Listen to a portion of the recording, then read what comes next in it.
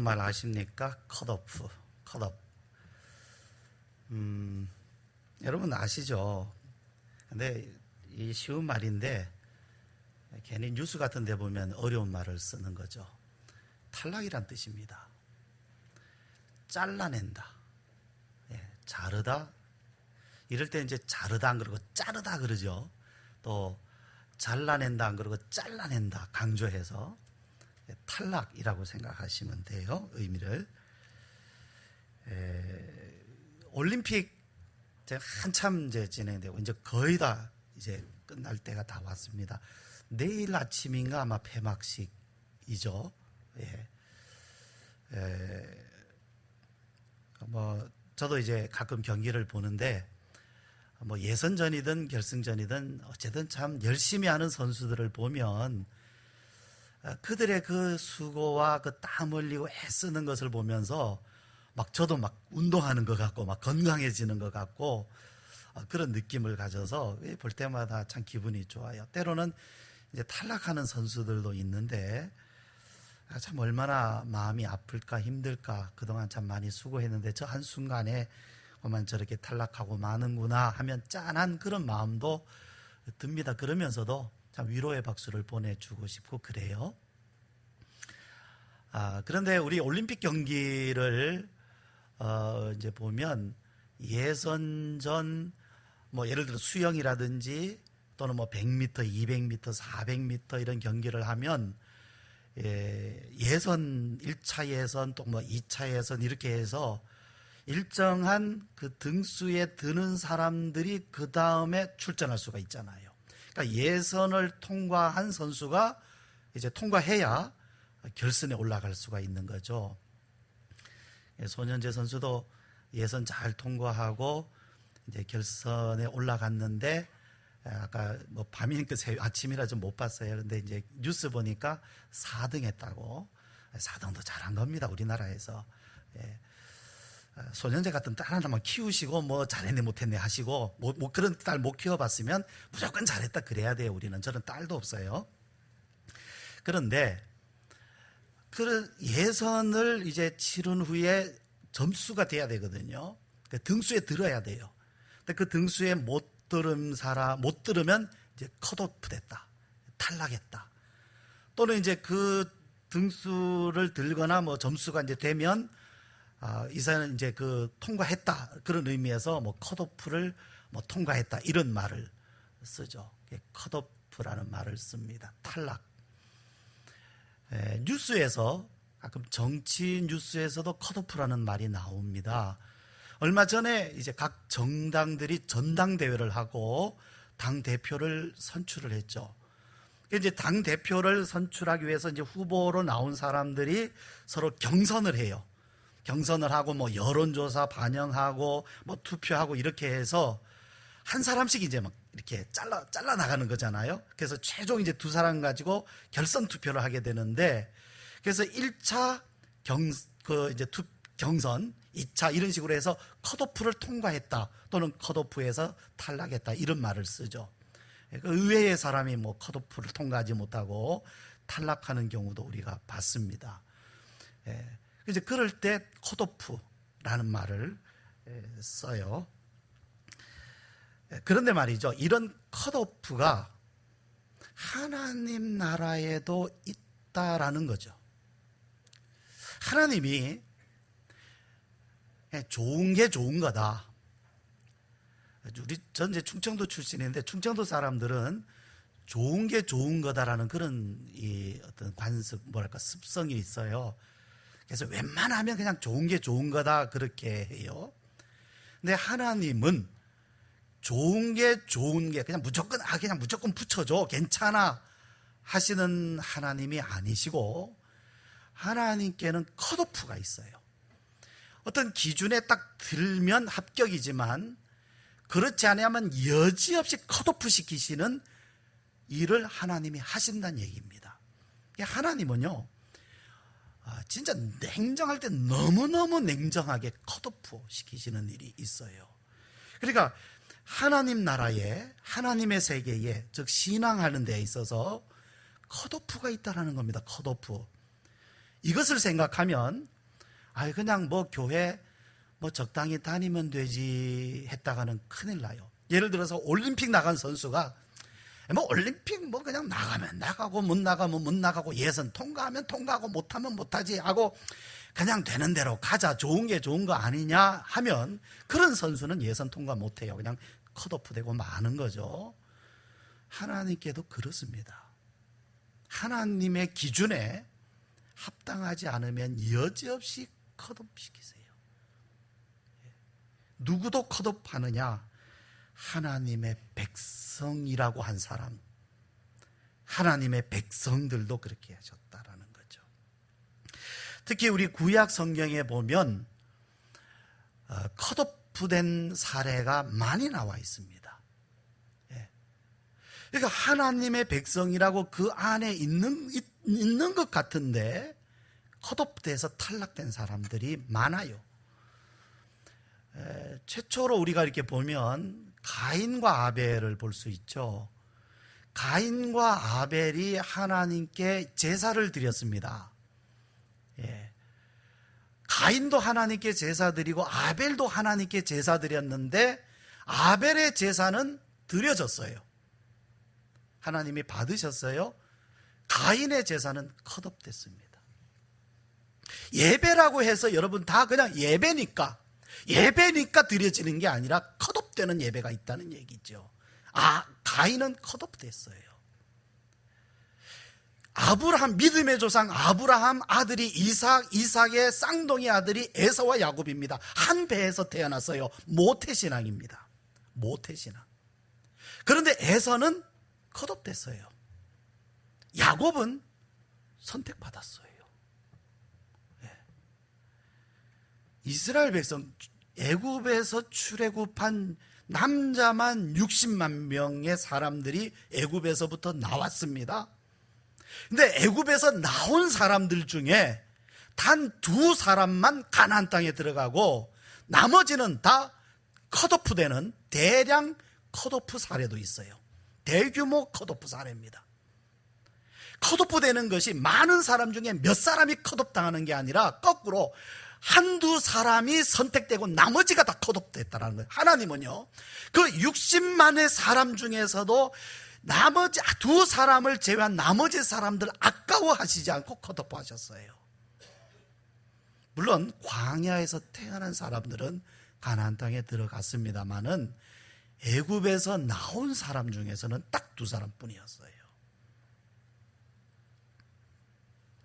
나오미의 2며느리 룻하고 오르바가 있었죠. 둘 다 이방 여인 모압 출신의 여자들입니다. 그런데 룻은 택함 받아 하나님의 백성이 되었고 오르바는 컷오프됐습니다. 엘리야의 제자 엘리사, 훌륭한 스승 아래의 훌륭한 제자 엘리사, 그는 훌륭한 예언자가 됐어요. 그런데 컷오프한 예언자 엘리사의 제자, 동일한 조건에서의 제자였던 게하시는 컷오프되었어요. 컷오프됐어요. 잘려나갔어요. 탈락됐어요.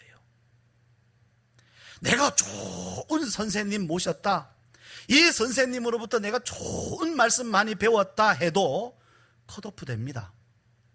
무슨 말씀을 좋은 말씀 많이 들었다고 해서 그 사람의 신앙이 보장받을 수 있느냐?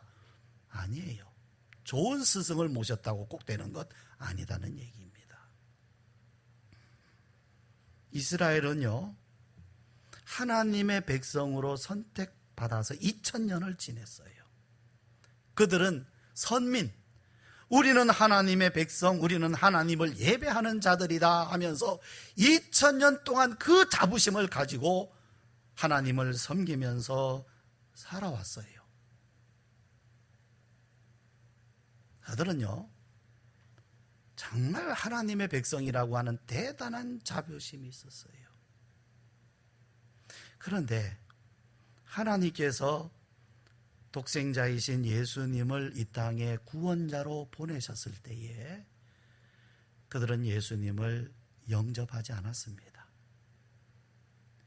자기 땅에 오매 자기 백성이 영접하지 아니하였으니. 참 희한한 것은 그렇게 하나님을 열심히 섬기는 사람들이 예수님을 마음에 모시지 않았다는 얘기예요. 여러분 좀 이상하지 않습니까? 하나님을 섬기는 그 사람, 정말로 하나님에 대한 정말로 둘째가라면 서러운 사람들 아닙니까? 정말로 하나님을 그렇게 열심히 섬기는 사람들이 하나님의 아들을 영접하지 않았어요. 그래서 그들이 다 컷오프 됐습니다. 하나님은요, 그들을 아낌없이 버리셨어요. 2000년 동안 하나님을 섬겨왔다고 해서 아깝다, 전혀 미련 없이 아까워하시지도 않고 그들을 컷오프 버리셨어요. 자, 15절 말씀을 여러분 우리 함께 보시면, 그들을 버리는 것이 세상의 화목이 되거든. 여기서 그들은 이스라엘입니다. 2000년 동안 하나님을 섬긴 이스라엘, 그들을 버리는 것이 세상의 화목이 되었다. 하나님은요, 그들을 잘라내셨어요. 하나님은 목적을 가지고 그들을 버리셨어요. 하나님은 목적을 가지고 그들을 컷오프하셨어요. 여러분, 사람 숫자가 많다고 해서 하나님께서 버리지 못하실 그런 하나님 아닙니다. 사람 숫자가 많다고 2000년 동안 하나님을 섬겨왔다고 해서 아까워하거나 주저하시지도 않습니다. 그들이 솔로몬 성전 세웠어요. 스룹바벨 성전 세웠어요. 헤롯에 의해서 가장 큰 성전 세웠어요. 그렇게 위대한 어마어마한 웅장한 성전을 세웠어도 하나님은 잘했다 하시지도 않아요. 너네가 그렇게 수고하고 그렇게 열심히 나를 섬겨왔으니 그래, 좀 너희 형편을 이번엔 내가 좀 봐줘야 되겠다 하시지도 않고 아낌없이 컷오프 하셨어요. 바울은요, 컷오프된 이스라엘을 꺾인 가지에 비유를 합니다. 꺾인 가지. 17절. 좀 날씨가 더우니까 슬슬 졸리시죠, 그죠? 예, 절대 어젯밤에 올림픽 보신 거 아니에요, 그죠? 예, 그래서 조는 거 아니에요. 예, 자, 17절 같이 읽을까요? 시작.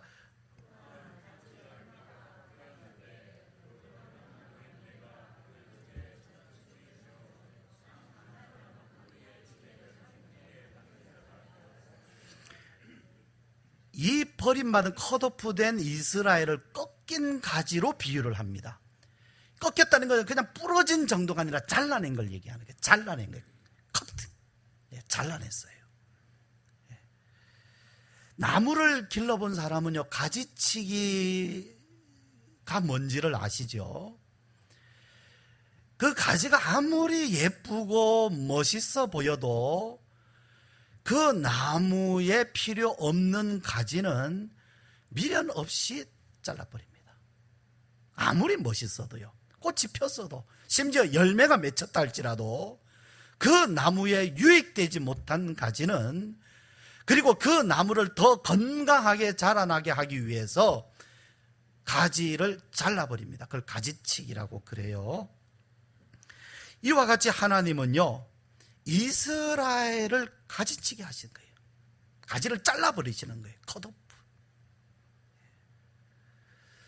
2000년이나 하나님을 섬겼어요. 열심히 예배했어요. 율법을 지키기 위해서 얼마나 애를 써왔는지 모릅니다.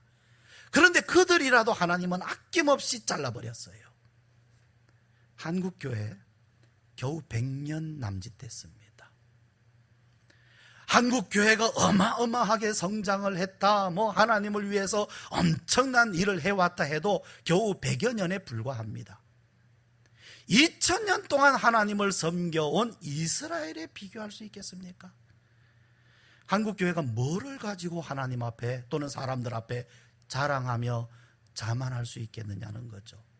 이스라엘도 아낌없이 잘라버린 하나님이시라면 한국 교회를 하나님께서 가지치기 하시는, 컷오프 하시는 일이라면 하나님은 주저하실 이유 하나도 없다는 얘기입니다. 아까운 건 우리 생각이지요. 설마 하는 것도 우리 생각이지요. 그런데요, 왜 이스라엘이 컷오프 됐습니까? 사람이 아파서 병원에 가면요, 아프다고 무조건 약부터 처방하지 않아요. 뭐부터 합니까? 원인부터 찾습니다. 왜 아픈가? 그 원인에 대한 정확한 처방을 해야 낫습니다. 이스라엘이 왜 컷오프 됐느냐 말이죠. 그들이 뭔 잘못을 해서 도둑질을 많이 했는가, 거짓말을 많이 했는가? 물론 했어요. 살인을 많이 저질렀는가, 전쟁을 많이 했는가, 도대체 무슨 못된 짓을 했기 때문에 하나님은 이스라엘을 컷오프 시키셨는가 라는 것이죠. 왜? 자, 20절 말씀에 그걸 분명히 말씀하고 있습니다. 오늘 우리가 읽은 20절 말씀, 옳도다. 그들은 믿지 아니함으로 꺾이고. 자, 뭐라고 그렇게 나오니까? 무엇 때문에 꺾였다? 믿지 아니함으로. 도둑질 많이 했다, 거짓말 많이 했다, 뭐 사람을 때렸다, 미워했다, 사랑 안 한다, 봉사 안 한다, 그런 이유보다도 믿지 않았기 때문이다. 믿지 않았기 때문. 근데 여러분, 여기서 믿지 않는다라는 말의 의미를 우리가 생각해야 되겠죠. 여기서 믿지 않는다라는 것은 교회 안 다닌다라는 뜻이 아닙니다. 이 사람들, 이스라엘 백성들은요, 자기들이 하나님의 백성인 거 정말 좋아했어요. 이 사람들이 하나님이 살아계신 것 안 믿겠습니까? 하나님이 창조주신 것 안 믿겠습니까? 믿어요. 이 사람들은 율법을 실천하기 위해서 굉장히 애를 쓰고, 하나님을 섬기기 위해서 굉장히 애를 쓰고, 소득의 11조를 바치고, 일주일에 2번씩 금식도 하고, 자기의 소유를 가지고 다른 사람, 어려운 사람을 열심히 돕기도 하고, 예배 드리는 데에는 이 사람들만큼의 열심 못 따라갑니다.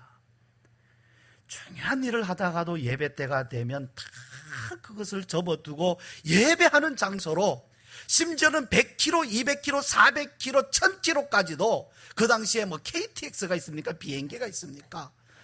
기껏해야 마차나 수레나 아니면 걸어가서라도 이 예배에 빠질 수 없었던 사람들이 이 사람들이에요.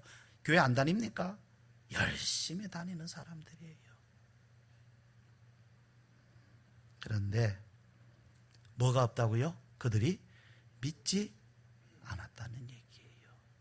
믿지 않았다는 의미가 뭡니까? 여러분, 믿지 않는다. 하나님의 백성인 것 좋아하고 예배 드리는데 열심히 있고 말씀대로 사는데 그렇게 열심히 있는 사람들을 두고 믿지 않는다라는 이유가 뭐가 믿지 않는다라는 겁니까?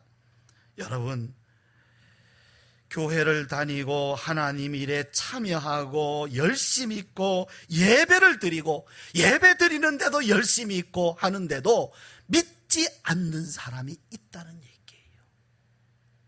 믿지 않는 사람이 있어요. 실제로는 안 믿는 거예요. 다시 말씀드리면 마음에 예수님이 없어요. 예수님을 마음에 영접하지 않았어. 마음에 예수님이 거하지 않아요.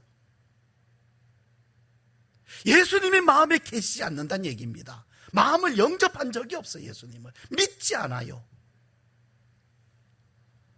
이 사람들을 하나님은 어떻게 한다고요? 컷오프. 그들이 잘려나간 것은, 컷오프 된 것은 믿지 아니하기 때문이다. 안 믿었다는 얘기예요. 하나님의 기준은 얼마나 수고했냐, 얼마나 열심히 했냐, 얼마나 예배 많이 했느냐, 뭐 흔히 우리 하는 얘기로 교회 진짜 얼마나 오래 다녔냐, 그거는 하나님의 기준에 전혀 관계가 없어요. 하나님의 기준은 딱 하나, 믿느냐. 너의 마음으로 예수님을 믿느냐. 너의 마음으로 예수님을 믿느냐라는 거죠. 예수님을 믿느냐, 예수님을 그냥 아느냐가 아니라 믿느냐라는 것이지요. 우리가 읽어온 말씀입니다. 로마서 9장 32절에 보면 그들은 믿음을 의지하지 않고 뭐를? 행위를 의지하였기 때문이다. 믿음이 아니라 뭐를 의지했다? 행위. 누구의 행위입니까? 자기 행위를. 내가 어떻게 해야 정말로 내가 하나님을 잘 섬길 수 있을까? 그 생각은 너무 좋아요. 그런데 하나님은요, 어떻게 해야가 아니라 믿으라. 네가 어떻게 하려고 하지 말고 하나님이 해 주신 일을 믿어라. 내가 어떻게 하는 것이 중요한 게 아니에요. 하나님께는 내가 하나님을 위해서 어떻게 하는 게 중요한 게 아니라 하나님이 나를 위해서 해주신 일, 하나님이 나에게 무엇을 해주셨느냐, 어떻게 해주셨느냐, 그것을 믿으라는 것입니다. 왜요? 우리가 하는 일은 완전하지를 못해요. 우리가 하나님을 위해서 열심을 다해서 충성을 다한다 할지라도 마치 천에 구멍이 뻥뻥 뚫려 있는 것처럼 우리의 행위는 구멍이 뻥뻥 뚫려 있어요. 그거 가지고 안 돼요. 하나님께서 불완전한 우리를 위해서 하나님이 완전한 일을 해주신 거예요. 그걸 믿어라. 이것은 너를 위해서 해준 일이다. 너를 위해서 차려놓은 밥상이다. 네가 밥상 차려서 네가 먹으려 하지 말고, 네 밥상 네가 차려서 먹으려 하지 말고, 그걸로는 안 된다. 내가 차려준 밥상, 풍성한 밥상, 완전한 밥상, 이거 먹어라. 이게 하나님의 은혜고 이것을 믿으라는 것입니다. 내 것으로 살지 말고 네 것으로 우리의 것으로 살지 말고, 사람의 것으로 살지 말고 하나님의 것으로 살아라는 거예요. 여러분, 우리가 태어나면서부터 또 예수님을 믿어오면서부터 지금까지 항상 부족해 왔잖아요. 기도를 해도, 찬송을 해도, 예배를 드려도, 열심을 가지고 일을 해도 항상 뭔가 부족함이 있잖아요. 완전해지질 못했잖아요. 언제까지 그렇게 살 겁니까? 원래 우리는 그렇게 태어난 거예요. 그런데 우리는 그게 안 돼가지고 하나님 오늘도 잘못했습니다, 어제도 잘못했어요, 평생 왔다 갔다 거기에서 뱅뱅뱅뱅 돌아요. 하나님의 말씀을 들어야 돼요. 그걸로 안 되는 거야. 원래부터 주님 말씀에 그래요. 원래부터 네 걸로는 안 되게 돼 있단다. 내 것은 있잖아. 내가 너를 위해서 해준 일, 그걸 믿어라. 그러면요, 하나님이 나를 위해서 해주신 일을 내가 믿으면 그때부터 하나님이 나를 위해서 일을 해주셔요. 지금까지는 내가 나를 위해서 애써왔고, 내가 나를 위해서 수고했고, 내가 나를 위해서 하나님 앞에 충성해 왔다면 이제부터는 하나님이 나를 위해서 그 일을 해주신단 말입니다. 언제? 하나님이 해주신 일을 믿을 때에 말이지요. 이것이 비밀이고 이것이 진리요, 이것이 복음입니다. 우리는요, 내가 하는 일은 잘 알아요. 내가 해온 일도 잘 알고 내가 해야 될 일도 잘 알아요. 그런데 하나님이 해주신 일을 마음에 담아두질 않아요. 그 하나님이 해주신 일을 의지하실 줄을 모른단 말이죠. 하나님이 나를 위해서 해주신 많은 일들, 완전한 일들, 그것으로 살으라고 하나님은 우리를 부르시는 것입니다. 그것을 의지하는 것이 믿음인데, 이 사람들이 왜 컷오프 당했느냐 하면 도둑질, 살인, 미움 이런 게 아니라 하나님의 은혜를 안 믿은 거예요. 내가 하려고 했지 하나님의 은혜를 의지하지 않은 거예요. 하나님은 그것을 굉장한 범죄로 보시는 거예요.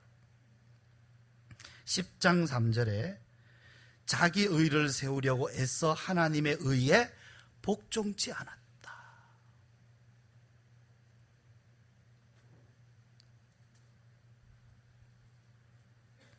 자기 의를 세우려고.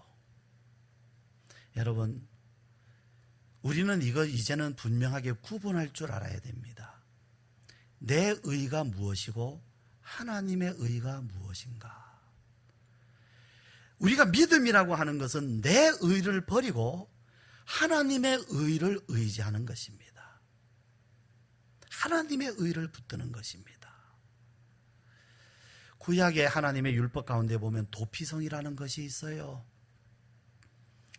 사람이 부지 중에 살인을 저지르면 어떻게 됩니까? 보복을 당하잖아요. 근데 아무리 부지 중이라고 해도 살인은 살인입니다. 가끔 가다가 아이고 그건 내가 모르고 그런 거야 변명하는데요, 하나님 앞에 그런 식으로 변명했다가는 큰일 납니다. 하나님 제가 몰라서 그랬어요. 그런 사람은요, 그런 생각 굉장히 위험한 생각입니다. 하나님 제가 이거 잘 모르고 그랬지만, 실수로 그랬지만 범죄했습니다 해야 됩니다. 왜요? 보복이 따라요. 그런데 그런 사람을 위해서 하나님은 도피성이라는 것을 준비해 주셨어요. 그래서 내가 부지 중에 사람을 죽였으면 빨리 도피성으로 도망을 가야 됩니다. 그러면 나는 살인자이지만 내가 죽지 않도록 나를 누가 보호를 해줍니까? 무엇이? 도피성이 나를 보호를 해주는 거예요. 그러면 그 도피성에 대한 말씀을 누가 주신 겁니까? 그 법을 누가 세웠어요? 하나님이 세워주신 거예요. 살인자로서 내가 그 죄에서 벗어날 수 있는 방법이 어디 있습니까? 내가 할 수 있는 일은 아무것도 없어요. 그냥 보복당해서 나도 이제 죽는 것 외에는 내가 할 수 있는 일은 없는 겁니다. 그런데 내가 할 수 있는 일은 없는데 내가 살아날 수 있는, 살 수 있는 길을 하나님이 열어주신 거예요. 그 도피성이에요. 오늘 우리에게도 마찬가지예요. 내가 하려고 애를 쓰지만 내가 안 되는 거 있죠. 안 되는 거, 내가 할 수 없는 거, 하나님께서는 그것을 위해서 네 것으로 안 된다. 은혜, 내게 은혜가 있으니 이 은혜 안으로 들어와라. 은혜 안으로 들어가면 내가 나를 보장하는 것이 아니라 내 생명을 누가 보장합니까? 하나님의 은혜가 나를 보장하는 겁니다. 이것이 언제까지 보장을 해줘요? 하나님 나라에 들어가는 데까지 보장을 해주는 거예요. 내가 나를 세워서가 아니라 하나님의 은혜가 나를 보장해서 하나님의 나라까지 내가 보장을 받으면서 들어갈 수 있게 되는 겁니다. 거기서 하나님이 차려주신 상에서 먹고 마시고, 이러한 말씀에 대해서 탕자의 비유에서도 얼마나 자세하게 말씀을 해주셨습니까? 탕자는 아버지 집에 들어갈 수 있는 자격이 없어요. 다시는 아버지의 아들이라고 될 수 있는 그런 자격 아무것도 없습니다. 그러나 아버지는 있는 그대로 탕자를 받아주고 용서해주고 옷 새로 입혀주고 손에 가락지 끼워주고 신발 신겨주고, 누가 다 해줘요? 아버지가 다 해줍니다. 잔치도 누가 열어줘요? 아버지가 다 열어줍니다. 탕자는 뭐 합니까? 그 은혜 안에 머물러 있으면 돼요. 그게 믿음입니다. 아버지가 옷 갈아입혀주면 예 감사합니다. 신발 신겨주시면 예 감사합니다. 가락지 끼워주시면 예 감사합니다. 아버지가 해주시는 대로 그 은혜 안에 머물러 있는 거예요. 그게 믿음이라고 하는 것입니다. 우리가 그래서 내 의와 하나님의 의를 구분할 수 있어야 돼요. 그러면 이스라엘은 이와 같이 컷오프되고, 그럼 이방인들은 어떻게 구원을 받게 되고 하나님의 백성이 될 수 있었는가? 정반대죠.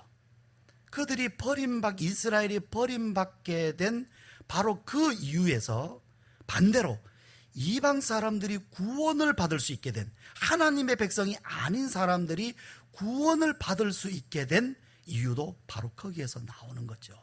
무슨 얘기겠습니까? 그들은 믿었기 때문입니다. 믿었기 때문에. 자, 오늘 제목이 친절과 컷오프인데요, 오늘 컷오프에 대해서만 주로 말씀을 드리게 된 것 같습니다. 그러면 하나님의 친절하심에 대해서, 그로 말미암아 하나님의 백성이 된 이방인들에 대한 이야기는 다음 주에 이어서 드리도록 그렇게 하겠습니다. 우리 말씀을 기억하시고, 여러분에게 주신 믿음이 있습니다. 하나님이 여러분에게 주신 믿음이 있어요. 그 믿음을 버렸다면 그게 범죄입니다. 거짓말한 것보다, 누구를 미워한 것보다 더 큰 범죄는 믿음을 버리는 겁니다. 여러분 마음에서 이 믿음을 다시 회복하십시오. 다시 믿음을 붙드십시오. 믿음이 크냐 작으냐 중요하지 않습니다.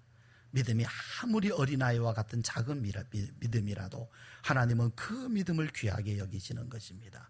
믿음을 소홀히 여기지 마십시오. 가벼이 여기지 마십시오. 믿음이 열쇠입니다. 이 시간 이 믿음을 회복을 하기 위해서, 또 이 믿음을 우리가 더 확실하게 붙들기 위해서 우리 이 시간 함께 기도하시도록 하겠습니다.